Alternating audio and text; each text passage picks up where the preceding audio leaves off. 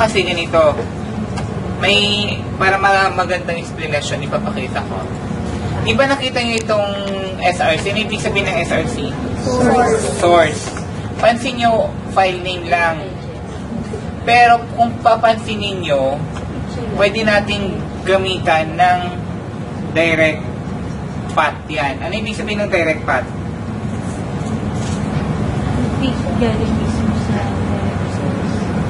Yung ibig sabihin, specific siya sa file location.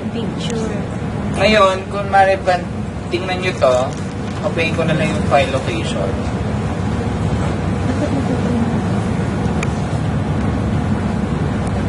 Copy image location.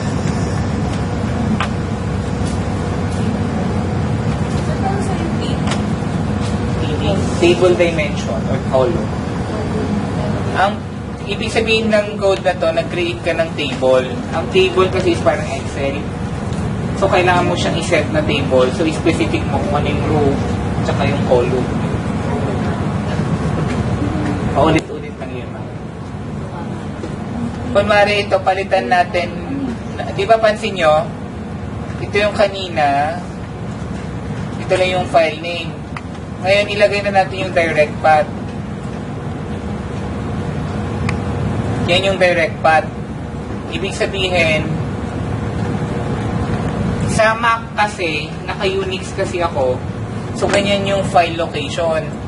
Pero kapag sa Windows, C:/program files or users, tapos pangalan ng user, and then kung ano yung mga folder nyo, desktop, yun yung file location. Specific siya from folder to folder.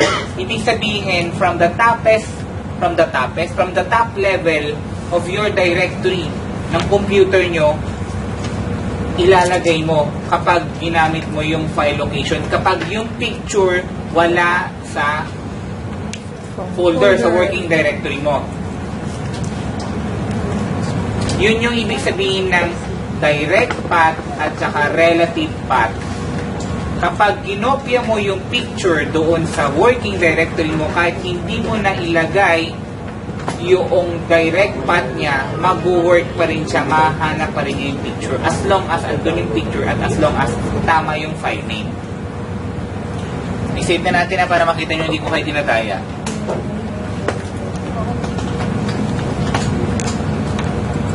Yan. Nakita nyo pareho pa rin. Palitan natin yung file name para makita nyo rin hindi ko kayo tinataya ulit. Lagyan lang natin ng, ikuan lang natin. Alisin lang natin yung M.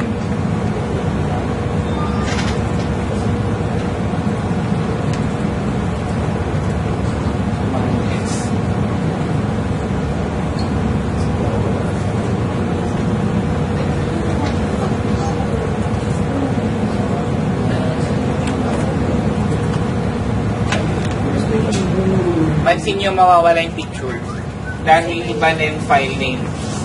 So, same thing na gano'n lang yung mangyayari. So, dapat, kaya mahirap gumamit ng relative ng direct path kasi confusing minsan yung file structure or file organization. Kaya, ang advice ko sa inyo, kapag mag-i-embed kayo or kapag maglalagay kayo, mag-i-include kayo ng mga images, is ilagay nyo lang siya sa same working directory. Ano ba ang working directory? Ano kaiba ng working directory sa directory? Folder. Tama. As easy as that. Kung ano yung ginagamit yung folder for your HTML, doon nyo ilagay yung mga images nyo. Ang directory is folder.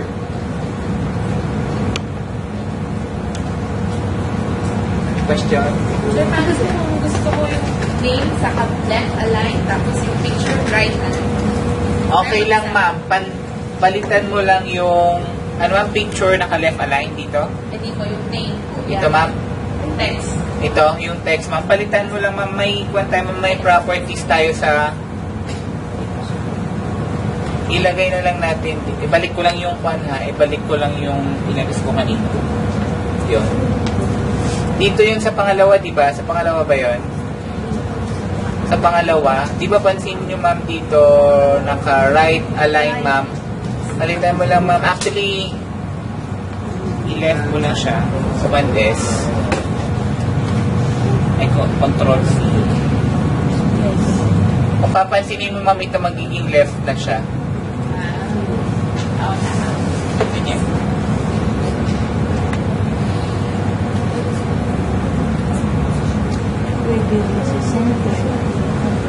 Pwede rin siyang center.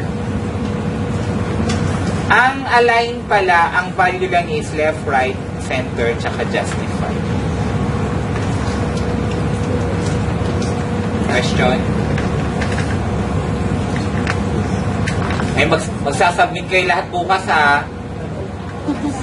Oo naman, para first na requirements nyo, walang late. Yes, sir. Nakasenta kayo. Okay lang. Basta bawi kayo sa activity number 3. Ang activity number 3 natin, to give you a background, gagawa tayo ng website. Code. I-upload ko ulit sa yung code. Isasama ko. I-update ko. Pero sige. Kailangan ko na sir ngayon, naghahabol eh. Para pag-gabi ko. Sige, yan. Sige, wait lang. Yan. Yan, yung dalawa. Oh, i-upload ko yung dalawang yan.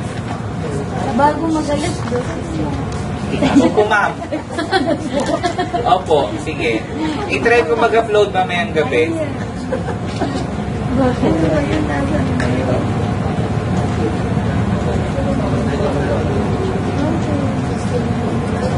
May question pa?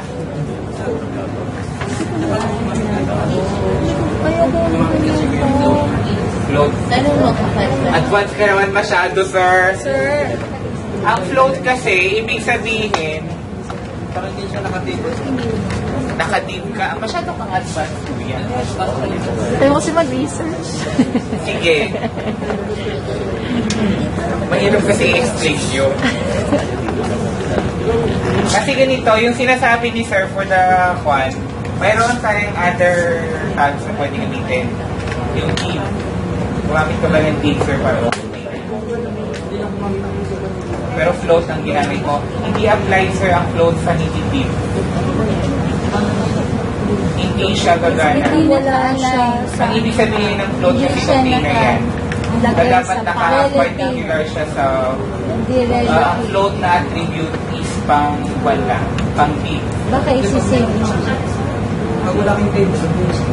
Ang table, sir, hindi kasama ang float.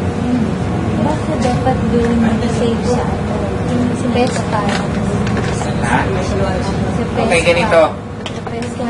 Pwedeng i-close ko to para maisulat ko. Yung sinasabi kasi ni sir kanina, mayroong float na attribute. Ano ulit ang attribute?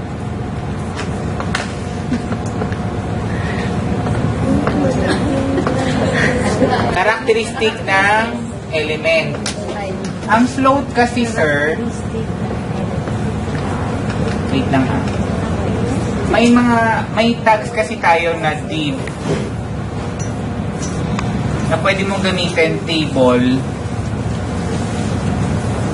div. Yung float na sinasabi mo, sir, characteristic yon ng div. Ang ibig sabihin niya, kung ito yung windows mo, at ang div, ang ibig kasing sabihin ng div is division or container. Kunwari, naglagay ako dito, ito yung, picture out nyo na lang ha. Kunwari, ito yung areas ng div ko. Tapos may div ako dito. May div ako dito. Tapos may div ako dito. Ngayon, initially, ito yung blocking. Puro dito ha. Ngayon, kapag nag-float ka, nilagyan mo yung, ito yung wala pang characteristic, wala pang attribute. Ito yung ginawa mong is equal to left. Tapos, yan yung container. Ang ibig sabihin na to, tong area na to, magiging dito siya lalabas. Ibig sabihin, hindi, ang position niya dito. Pero ang display niya dito kasi flinote mo siya ng left. Left, right, top, bottom lang yan. Walang center. Ang laman. Kapag flinote mo siya ng right, dito pa rin, kapag flinote mo siya ng right, automatic, andito pa rin siya. Kasi andito yung position niya. Ngayon, paano kapag ito ang flinote ko? Ito. At kunwari wala nang float to ha. Kunwari ha, wala nang hindi na to, alisin ko yung float dito. Dito ko ilalagay yung float. Ngayon, ang mangyayari, ang display nito, kung titingnan mo yung actual order ng div or container, andito siya. Pero kapag nag-display siya sa website, dito siya papasok. Dito ang display niya.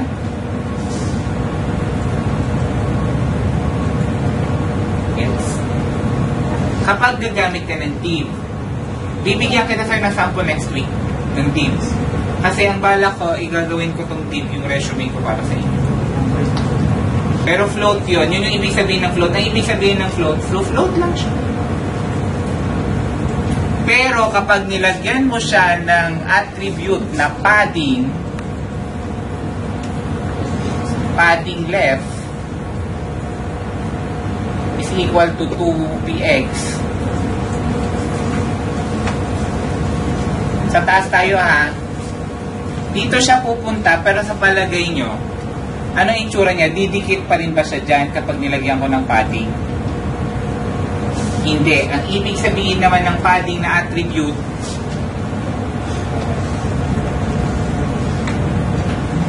babasahin niya yung 2px.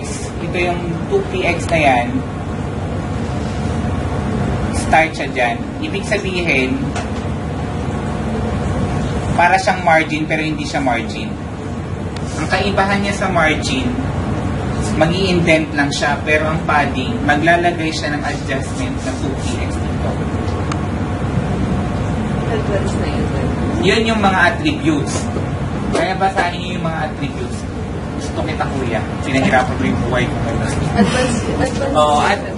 Kasi ito, ipapakasama na to sa web design para sa next activity natin.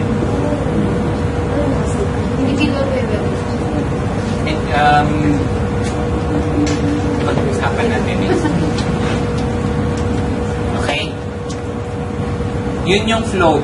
Sir, yun po style plus float, right? Ang style is a powerful attribute. Ang style kasi, may format to. Ito yung attribute ha.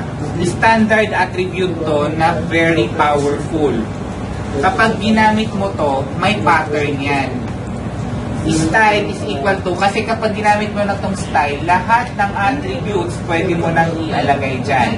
Like for example dito, color is equal to red, ay colon red, semicolon, size, or font size is equal to 12, colon, 12px, semicolon, padding, 12px. Pwede mong, ang style kasi, pwede mong i-include lahat dito ng attributes. Although attribute ang style, pero pwede mong i-include lahat ng attributes doon sa laman niya. Kung mapapansin nyo, paano yung format? Isa ito, 1 yan, separated siya ng semicolon. 1 to, isa rin yan, separated siya ng semicolon. 1 din to, wait lang ha, 1 din to, na may semicolon. With or without semicolon, ibig sabihin ganyan siya nag-end. Ngayon, kung mapapansin niyo ulit, mayroon siya ulit inner format ulit sa loob. Attribute value. So, ibig sabihin ng, kaya ang style, actually itong style na to, ginagamit na siya sa CSS. Sa cascading style sheet. Pwede niyong gamitin to. Basta ito yung format. Naintindihan niyo ba yung sinabi ko kanina? Na ang style is a powerful attribute na ang value niya is pwede mong i-include lahat ng attributes. Provided na nasundan nyo yung format niya. Ang format niya is attribute name value. attribute name, wait lang. Attribute name,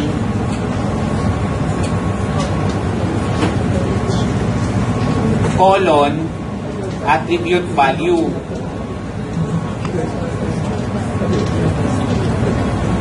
Tapos, separated by semicolon, so on and so forth. Pero iwas lang kayo dito kasi once na broken nyo to, kunwari broken itong, hindi mali yung pagkakalagay nyo ng attribute name na to, no? Yung succeeding na nilagay mong attribute, hindi na babasahin ng HTML. Ano sir, pwede kong combination, like yung style, tapos low type, pero yung size mo, nakaseparate pa rin with, gano'n. Pwede siyang gawin na gano'n, pwede siyang gamitin. Wag na wag mo lang gamitin na kunwari doon sa ito, sa example natin, div. Ay, man na lang. Sige, div. Ang tawag nito? Yung P na lang. Paragraph. Style natin is color, red, semicolon, font size, 12px, margin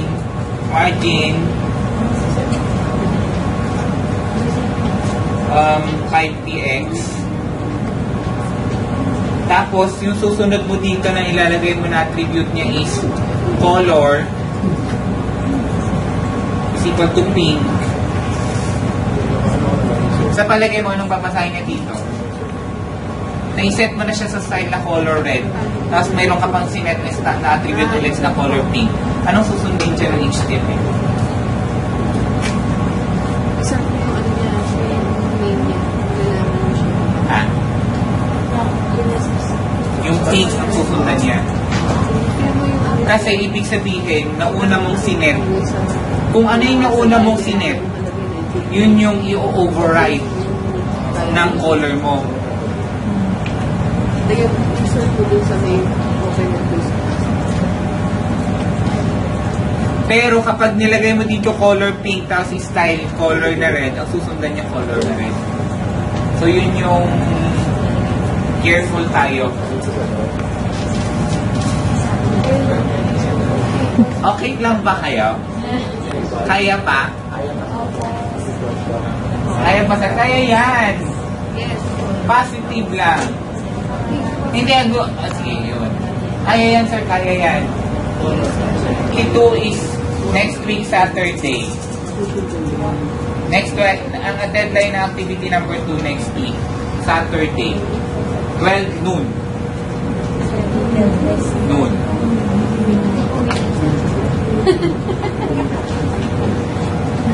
O sige, 12 midnight. Sabado ha, Sabado.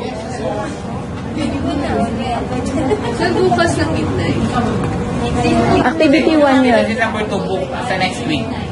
Tama sir, yung activity 1 bukas ng Dito na. Yung activity 1 bukas ng midnight. May tanong kayo? Wala po.